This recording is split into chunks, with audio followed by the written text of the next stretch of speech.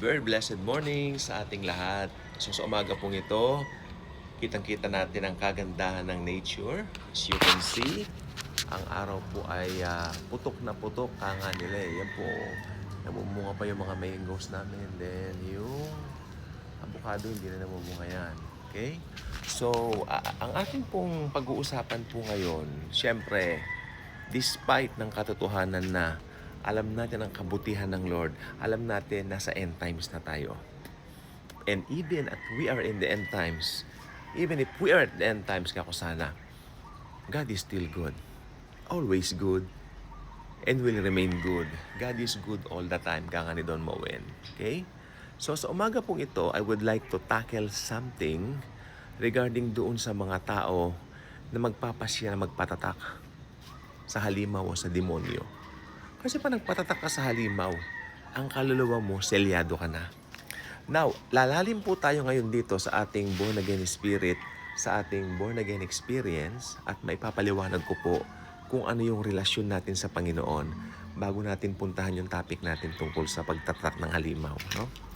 Alam ninyo nung maborn again tayo, we receive Jesus Christ as our very own personal Lord and Savior. It means that we believe in His finished work on the cross alone.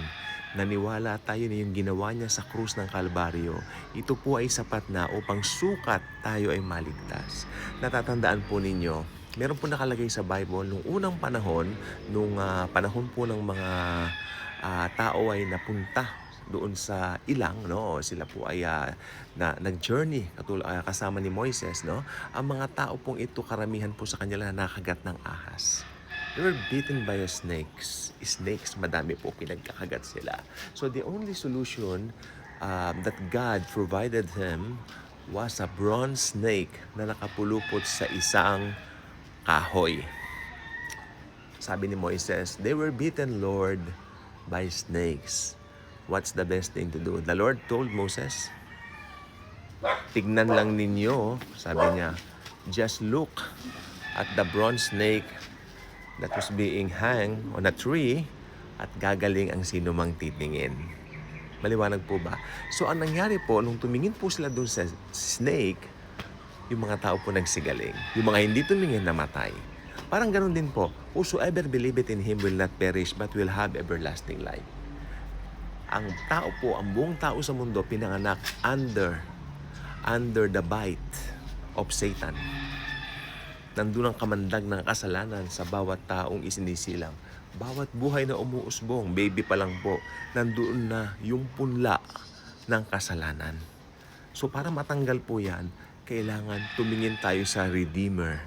Sino ba ang nag-redeem sa atin mula sa kasalanan? Sino ba ang namatay sa atin upang bayaran ng kasalanan? That's the Lord Jesus Christ Himself. Ngayon, sabi ng Bible sa John 3:16, whosoever believeth on Him will not perish but will have everlasting life. Okay? Sino man ang maniniwala, ibig sabihin, titignan mo siyang napako sa krus, no? Paniniwalaan mo yung ginawa niya sa krus, maliligtas ka. Therefore, yung venom o yung kamandag ng kasalanan na pinunlan ni Satanas sa bawat taong pinapanganak ay maaalis. May katuroan po kasi dati kinocover lang. Hindi lang po kokoberin, tatanggalin. Kaya sa mata ng Diyos, ikaw ay malinis na. Ikaw ay selyado na. Ikaw ay tinatakan na ng Holy Spirit na Kanya. Again, uulitin ko, pag na-born again ka na, meron ka ng tatak ng banal na Espiritu na ikaw ay kay Kristo na forever and ever, na ikaw ay sa Diyos na forever and ever. Hindi na mawawala ang kaligtasan mo sapagkat selyado ka na. So napakahalaga po ng pagiging selyado sa Diyos sa pamamagitan ni Jesus na namatay sa krus para sa atin. Okay? So selyado ka na ba? Nang paniwalaan mo ang ginawa ni Jesus sa krus, na yun lang ang tanging daan tungo sa kaligtasan, selyado ka na, kapatid.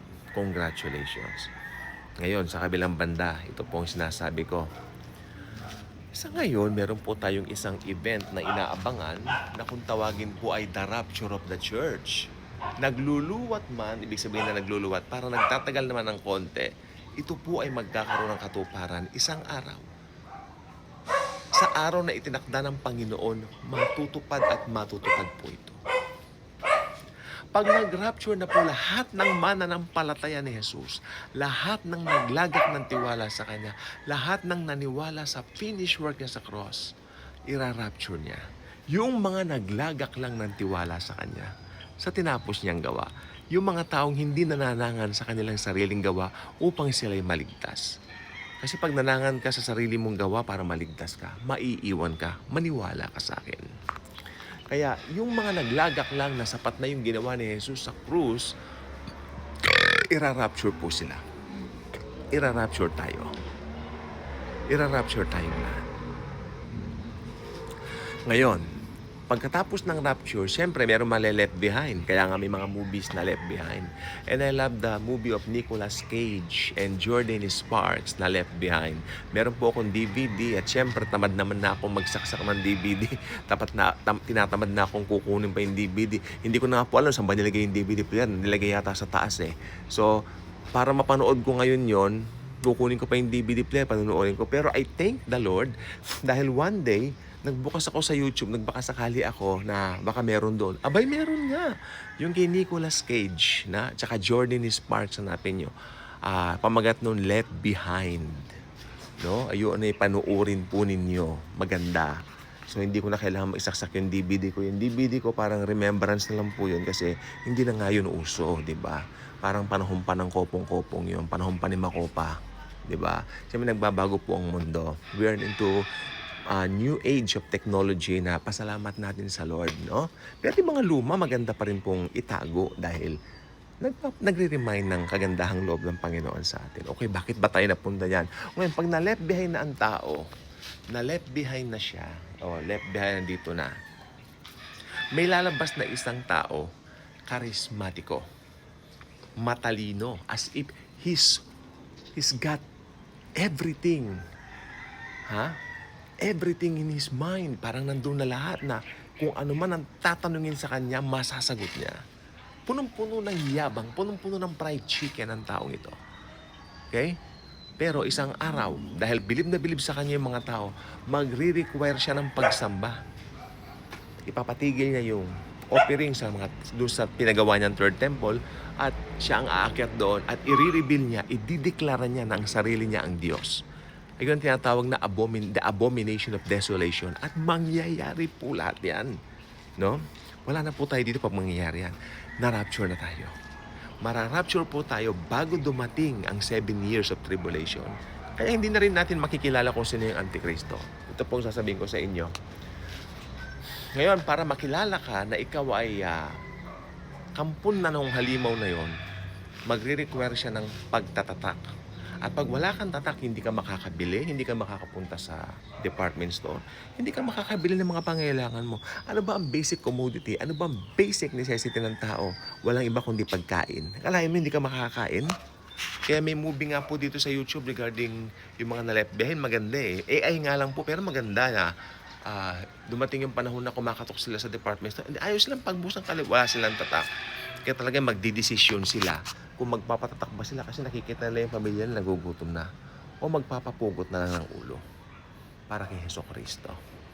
Pero alam niyo dun sa movie, marami pa rin, at naniniwala ako sa real life, sa darating na panahon ng tribulation, maraming tatanggap ng tatak ng halimaw dahil nagugutom sila. Pero itong sasabihin ko, tayong mga Kristiyano, selyado na tayo ng banal na Espiritu, hindi na mawawalan kaligtasan natin. Tama? Ganon din sila. Pag natatakan na sila ng 666, hindi na mawawala yung pagiging kampon nila ng halimaw. Forever and ever, sa impyerno na sila. Kaya nga po, pag natatakan ka na ng 666, selyado na ang iyong kapalaran sa impyerno, sa Gehenna. For the meantime, namamatay ang unbeliever, pumupunta muna sa temporary place called Hades. No? Whatever you pronounce it. But after ng mga nangyari, after ng mga pangyayari ng mga nangyari na lahat, itatapon po sila sa Gehenna. Ang ultimate destination po ng mga unbelievers ay ang Gehenna. Lalo na yung mga nagpatatak ng 666. Ka-good vibes ka na ba? Kung hindi pa, inaanyayahan kitang maging ka-good vibes na. Click mo na ang subscribe button sa baba para hindi ka mahuli at ma-share mo pagmamahal ni Jesucristo. God bless.